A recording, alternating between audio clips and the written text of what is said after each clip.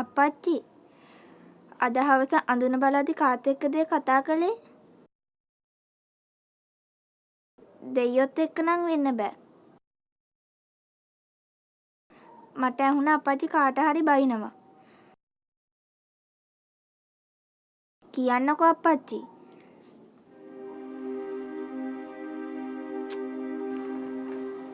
කෙනෙක් මගේ කීමට විරුද්ධව වැඩ කළා. මං එයාට අවවාද කළා.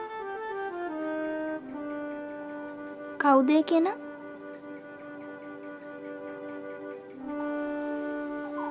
මං දුවට එයා ගැන හෙට කියලා දෙන්න.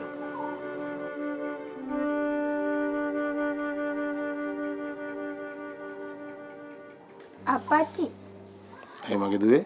අප්පච්චිට භූතාත්මයක කතා කරන්න පුළුවන් නේද? ඔව්. ඒ කොහොමද?